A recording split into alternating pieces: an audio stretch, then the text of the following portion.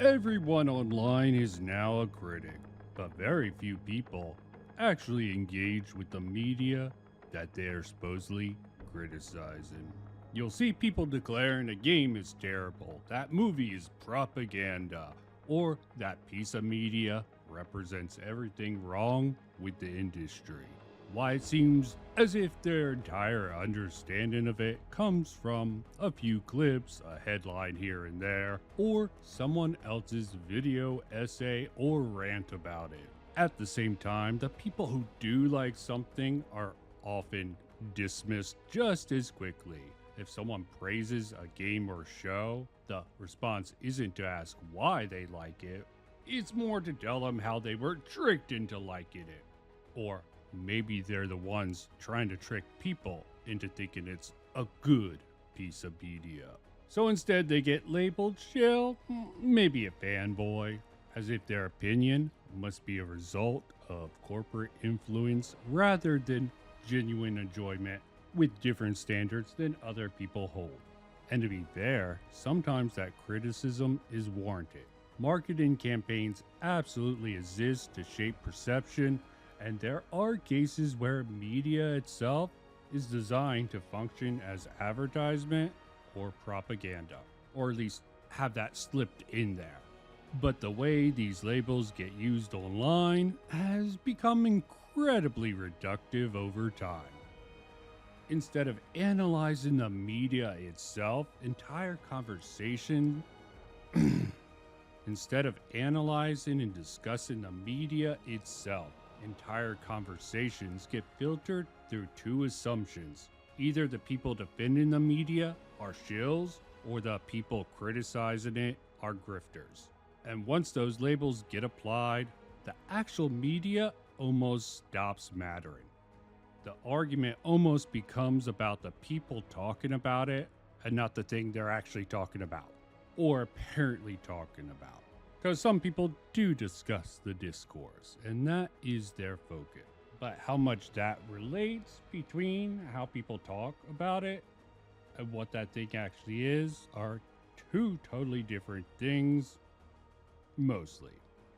So I want to explore this idea a bit. The grifter shill dynamic, really that's at play. Let's start off with grifter and the definition of that word from various peoples who talk about this particular subject matter online, at least semi-professionally, meaning they get paid for it typically. With the most interesting one being from someone who does definitely get paid for talking about media, well, more particularly about people talking about media online, Hypnotic, because we get three definitions of grifter all in one place. Starts off with the definition of the YouTuber that he's checking out. Need to understand what a grifter is. The definition of grifter that I like the most is petty swindler. Tony Ceno. And because Hypnotic clearly doesn't like that definition, he gives his viewers two different ones. It doesn't matter what definition of grifter you like the most. The only definition is the one that is the definition. So again, these people, they use the word grifter and they're like, well, grifter to me means no, grifter to you means absolutely fuck all. It's what the actual definition of the word grifter is, which you are swindling people out of money for things that you don't actually believe in or support in any capacity whatsoever. The one that is on the screen in his video, and the one he claims is the actual definition, which, you know what, it is similar to the one that is plastered on his screen, but with a few extra words thrown in, because frankly, without those words, it's very likely both the other definitions would apply to him. In an attempt to have a well-rounded selection of definition of grifter, I'll be using one from a YouTuber called Remnant777. By definition, a grifter is somebody who pretends to hold a certain set of beliefs to profit off of a crowd that they ultimately swindle. Which has the idea of pretending to have a set of beliefs that isn't in the actual definition, but I think it's fair enough to assume there. It's just a matter of proving someone actually have those beliefs is the hard thing to do. But not Hypnotic supporting in any capacity whatsoever. Because what's the bar for capacity whatsoever? Oh, yeah, I I help out the poor, so I gave the guy some change one time at Costco. Never again. I supported the homeless once. But yeah, neither can be found in the standard definition, but we're going off of what people believe grifter is really going. Because when you were talking about public discourse of words and how people use them, you got to take all that shit into account and not claim you know the actual definition. I mean, you can do that. It's just, it seems like you're trying to control the conversation. Hypnotic can have that belief. Not that I'm sure he does, but yeah. I'm just making sure people don't give the idea I'm trying to stifle his free speech or some BS like that. Now, Birdman goes in an interesting direction with his definition. He goes over the traditional. The term grifter traditionally refers to someone who engages in schemes for financial or material gain, often involving deceit. But I find this adaptation of grifter, for at least what he lays out for his videos, which is interesting moving forward. Well, when we call these people grifters, it's a shorthand for media grifter, which is a different kind of grifter. A media grifter engages in the dissemination of false or misleading information, not necessarily out of genuine belief, but as a calculated move to attract attention, provoke outrage, and maintain relevance in the media landscape. But I definitely think it's something worth factored into this whole thing. Because it makes sense not to go with the old-time definition where technology wasn't involved in how people make money nowadays. Theory of evolution might be just a theory, but there's supporting data to believe it, like how human behavior tends to change or evolve over time, especially in light of new technologies. So, of course, grifters would change, so having a static definition seems like something that favors people who want to avoid getting that label. Not that I'm sure they should really care about that label nowadays, but I digress. Now, Birdman is an interesting one. I'm considering doing a video titled Anti-Grifter due to how much his channel and other channels tend to focus on grifters nowadays. Why shill content? That is still something that's done. It's probably something that gets discussed a lot less, but maybe that's just my perception on it. Now, is Birdman's definition correct?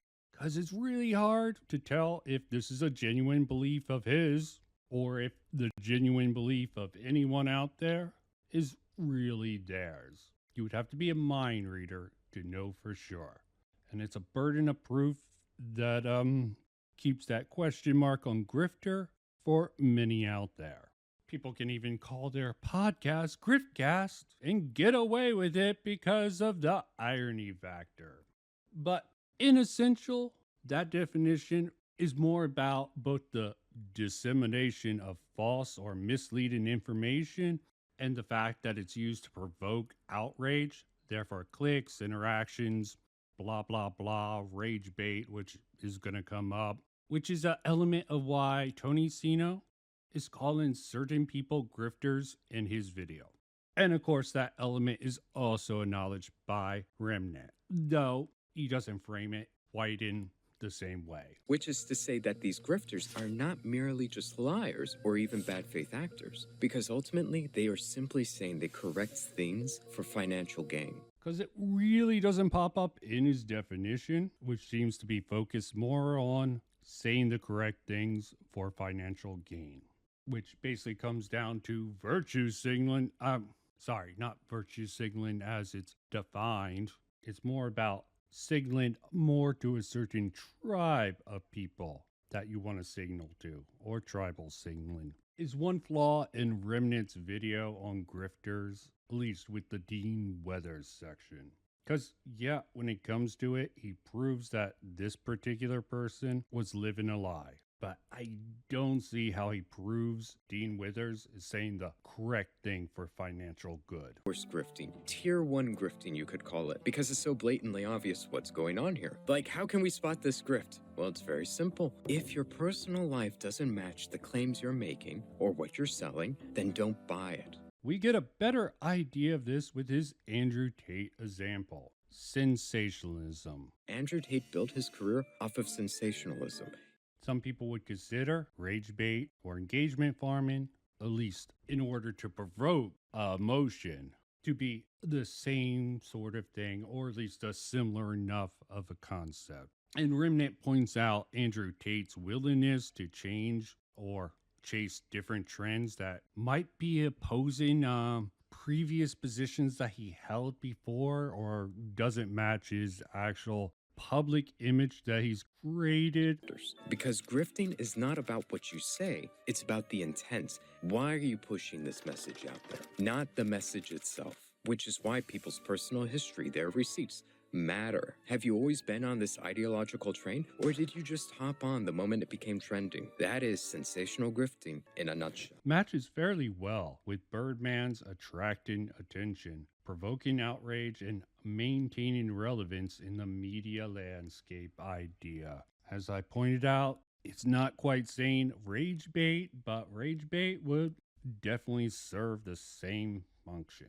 Yes, why someone's pushing the message, because it can be hard to tell a tint. People can lie about a tint. It's really not so much to know about their personal history, although it really does help. But that's more to see how their standards change over time. Not that people can't change as people, but you can see clear shifts that don't make much sense, and people will assume it's just pivoting for career's sake. And it's not coming from a genuine place. Like many people sort of point out about Tectone. Sort of hard to say this isn't a genuine thing he wasn't hiding before. Except for it seems in the court documents, he admits to the fact he was sort of grifted. Tectone in court was complaining about the amount of hate he got online and trying to attribute it to Pink. So when Pink's lawyer brought up his sudden political change of heart, this is what Tectone had to say. So if I can explain on that, when all of these things came out, I lost pretty much a large chunk of my audience, and content creators kind of have to pivot what they're doing to other topics once they lose access to a demographic. So originally, I never really covered anything political or talking about, white privilege. But yeah, I would say my content definitely had to find a new route on how to be successful online. And so unfortunately, I had to make a little bit more extreme comments to be successful in the career that I'm in now. Given it wasn't on his channel, he can sort of probably lie about it and say, oh, he just said that to defend himself from the SA claims. Even if it's obvious otherwise, and people, at least in his audience and those who want to listen and believe, well, just trust him on that. Another example that I think is rather important to include is AndyPants gaming. Trying to lead people to believe that his Xbox shilling was, it was him compromising for views, but he's totally not doing it now. At least in the debate, he tried to fucking copyright strike when ActMan re-uploaded it with comments enabled. What I think you need to understand is that I formerly had an Xbox channel. And when you're going down that logic of like, oh, I have to support everything Xbox does, you start to say stupid stuff and you grow and you become a better person and you move on from that. And so are you becoming a better person though? I am. You think so? I am. Yeah. Do you want to go ahead and call me homophobic now or later? You said that twice. Like, is that your... No, go ahead. Well, now we get to the Hassan section. I want to call it low-hanging fruit, but it is, but it's worth pointing out. Of course, he highlights the massive amount of lying Hassan does. Then we have Hassan. He has his own style of grifting he has cultivated over many years. A style I like to refer to as lying about literally everything, including your upbringing, your family, and electrocuting your dog. And how what he reportedly believes doesn't really match up well with how he lives his life and who he chooses to associate, and sometimes, unless he gets caught on that, You know what? Remnant is not the first person and definitely won't be the last person to point these things out about Hassan. Does it make Hassan a grifter? I'm not sure about that. I mean, he's certainly a propagandist. I'm a propagandist. As far as me being a propagandist goes, everyone is a propagandist. I'm just honest about it. You're a propagandist. We have our biases. I'm curious who you think I'm a propagandist I'm honest for. about my biases. Who do you think I'm a propagandist for? Who do I think you're a propagandist for? Whichever every media person is doing propaganda. But who for? I've got to be doing it for somebody. You think it's a bad word. I don't. That's just the difference. But are they the same? Now with Pearl Davis, he has a point about the parroted red pill talking points, blah, blah, blah. But she's so fucking boring. I couldn't even fucking focus on that section. I mean, he made his point long enough. Clearly, Pearl Davis was someone he wanted to take a shot out. Don't know why, but fair enough. I think calling her a grifter is perfectly fine. The most obvious example. It can't be propaganda like it is with Hassan. So, yeah. Even Andrew Tate has some sort of a plausible deniability because his fans make it for him. I wouldn't. Still, I think overall, most of these examples were more about them living lies and telling lies. It's really hard to say it's a grift if, in fact, the sort of ideology or principles that run them underneath allow them to do that. Which is why the best thing I want to finally pull out of Remnant's video is this. For smaller creators, it's a lot easier to get away with it. The smaller and more niche a community is, the harder it is to spot these things. Keep that in mind. Now let me get back to Hypnotic's video, which has him parodying many of the talking points that he and his friends and many others in the certain spirit things to make, instead of actually addressing any of Tony's arguments or criticisms. Like, fuel to the fire, we got this whole rage bait culture going on now, because you can say some shit that you know is completely false and then turn around and hide behind, bro, you fell for the rage bait. Let me give you guys a couple examples of what says the guy that's participating in rage bait on his YouTube channel. Again, if you're going to call other people grifters for having certain takes and they have to be based around negativity surrounding a video game, then you being negative around a video game as well should automatically qualify you to be a grifter under your own definitions and your own terms. Notice this Uno reverse thing Hypnotic tries to do before Tony can even really get around to bringing up his first example that he was going to use to make, I guess, his argument, you can say. Frankly, I think Tony's argument is a little lax, a little vague. Hypnotic will frame it one way, why I just assume Tony doesn't think someone's gonna use a critical, theory on his fucking video. Sometimes you won't know when videos like this will get reacted by Asmongold, and it takes you by surprise and be like, oh, fuck, I should have put more thought into it. Which Tony does do a follow-up, I think, is adequate, but they did probably cover that. And the fact Hypno completely distorts what Tony was even talking about earlier, cuz little trolls do, bro. They just fucking they create issues out of literally thin air, Houdini, and then they convince you that you should be mad about said made-up issue. So I like this.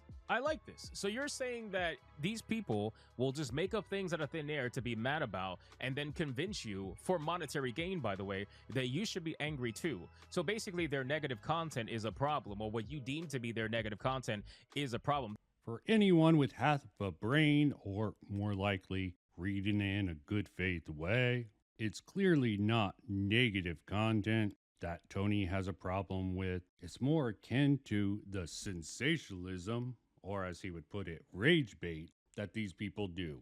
And that also plays into the whole thing about monetizing Twitter.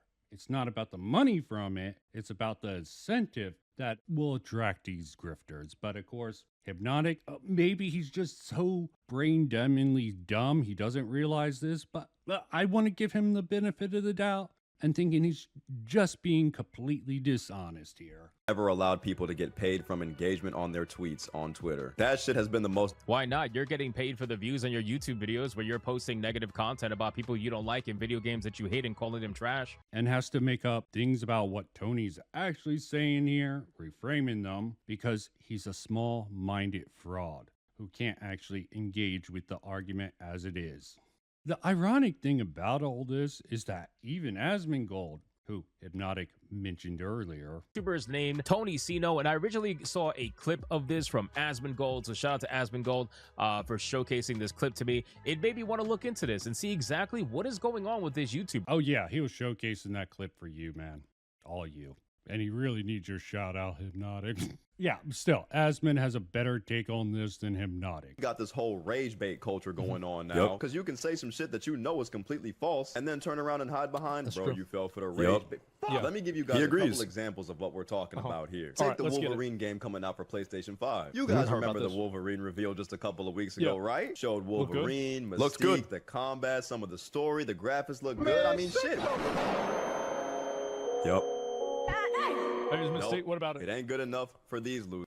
Do my ears deceive me? Did y'all hear him say that? Mystique. What about it? It's Mystique. What about it? I'm gonna remember you said that, bro. Now here, Tony fails to explain how her tweet was misinformation. Maybe he doesn't even think it is. He's using it as a comical point. I mean, yeah, it is misinformation. Sweet Baby Inc. might have had some involvement with that game, but given it was most likely in the narrative department, if anywhere in the fucking game, and not the character design or the cast, in which a lot of these companies just model their mocap actors or bring in body doubles for some. I doubt that really plays into this particular issue here. Not considering it's questionable how much impact that they even really had on the narrative, and certainly overstated by Vera Dark. Now, why this would have made Tony's argument about Vera even stronger, it's not needed. And I'm not sure he knew about it, because what Tony did catch, point. I mean, yeah, it is misinformation. Sweet Baby Inc. might have had some involvement with that game, but given it was most likely in the narrative department, if anywhere in the fucking game, and not. Yeah, it wasn't bad. Sometimes less is more. And you gotta love this. So if anything, Wolverine is the minority where he's at in that story. And guys, perhaps she didn't know that information at the time when she reacted to the trailer. Perhaps she was just looking at the trailer. That I don't think it made it very evident that this was going to be permanently in that particular location. You know, it could bounce between different locations. Maybe there's one scene when he's there and another scene when he's elsewhere. We don't know. We don't know enough. But maybe at the time she had no idea about that. But you're clipping that and trying to make it seem as if she should absolutely know about everything about this game. Marvelous. What if from Hypnotic here? Clearly a pathetic attempt to try to excuse Vara's critical fail theory here, which, if I didn't make clear, is very telling. Now, that's something that ActManTV was smart enough not to fucking... To a clip of one of my favorite grifters, the wonderful Vara Dark. Let me just play you a quick clip of something she said recently. My favorite. One thing that I thought was really weird about this trailer that I had said while I was live streaming the State of Play is the fact that 90% of the enemies that Wolverine is beating up are minorities.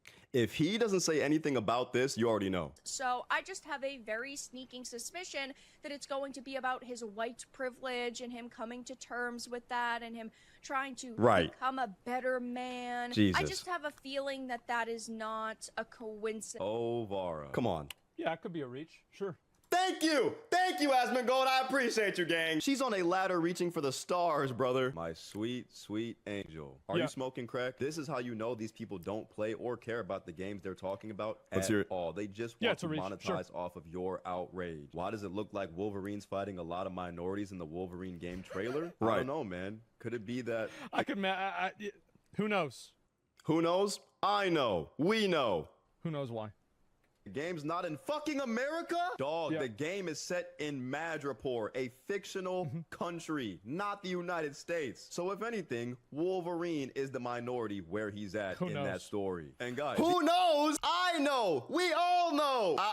Nah, get back here, Asmongold. You do not just get to who knows your way out of that one, gang. You're not even gonna acknowledge that. She is literally doing what I'm calling out. She's trying to manufacture outrage by saying Wolverine is killing a bunch of minorities. It's a white guilt story. Oh, we're under attack. And she couldn't be bothered to do one Google search to see it's not in America. The double standard is crazy here, Asmongold. Come on, bro. You just attempted to grill me for not doing my due diligence, even though it's not my job to explain someone else's argument. Vara Dark is over here starting up some pretty serious claims about the Wolverine story with no sort of evidence to back her claims up at all, just going off of vibes and emotion bait. And you're just like, yeah, who knows? We'll let her slide on that one. Rules for thee, not for me type shit. Okay. Now I see how you operate. I get it. Yeah, that's clearly more the gaze for Hypnotic than Asmongold here, Tony, but I'm sure Hypnotic isn't even fucking worth responding to. Mainly because Hypnotic wouldn't fucking care and would probably try to farm you even if he did.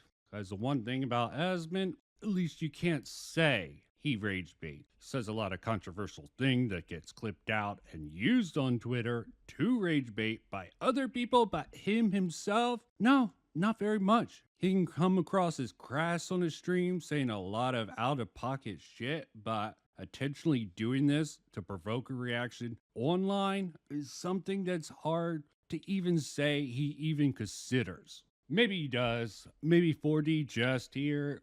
I just have my doubts about that. Just like I have doubts that he knows about fucking a lot of things in the world. But this is why I like comparisons, hence why I did it. Since it is very questionable if, in fact, Asmon is a grifter of any type, media or just in general. This isn't a defense of Asmon, this is just reality. Asmongold, if he is a grifter, he does a really good job of dealing with it.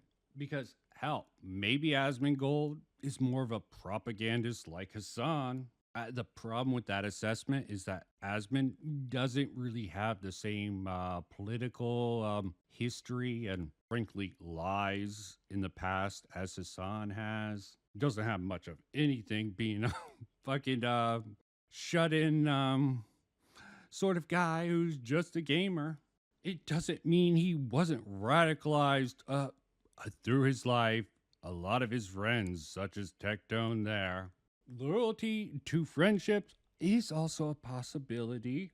Survivalness, like the cockroach that people joke about him having all around, is also not grifting if he has the mindset this is what he needs to do to survive. And that what he's doing is for the benefit. This is how propagandists justify their propaganda. I'm not saying that he is one. There's other alternatives, such as becoming a conspiracy theorist, anti-intellectual, doomer, black pill, thinking we're living in the Matrix like Andrew Tate tried to claim what was going on when they were coming after him for, what was that again? Oh yeah, sex trafficking claims, which he claims are completely false despite there being a lot of fucking evidence, but maybe those are all fucking deep fakes meant to set him up. I just sort of doubt it. Because frankly, a lot of the population has a large distrust for the sciences that the Birdman tries to hit Asmon with in his particular video. And I'm not really here to judge. It's just more about understanding. And understanding Asmon, with his history, believing all this bullshit out here, not that there isn't a grain of truth that the weaponization of science in academia has some validity. I just think the denial of some of the stuff and I just think some of the denial Asmon has towards the Birdman's video is a bit cope and anti-intellectual fucking shit. But I can't say Asmongold genuinely doesn't believe that is his reality. Because this is where I differ from a lot of people here. I'm not going to treat academic papers and what's cited on Wikipedia as reality. Because the culture war needs both sides to sort of be dishonest, at least in some ways, for it to even function. propaganda out there isn't that strong that they can bend the reality out there. Unless simulation theory is right, then we gotta give mad props to fucking Andrew Tate, because he could be right about the fucking Matrix, and I really don't want to fucking do that. Yeah, so it's really hard to label Asmongold as a straight up grifter. I don't know if I'll ever be able to do it unless he has a Tectone moment. The videos I'm doing here isn't always going to be about coming to the destination that they're discussing in them, because sometimes the journey can teach you things along the way, and you shouldn't rush it, because understanding towards this stuff is probably better than stupidly coming to a decision that you're going to have to back off later on. Not that I haven't really made one about one certain person, but when you make it so obvious, it's hard to deny it, even if people want to gaslight you about it.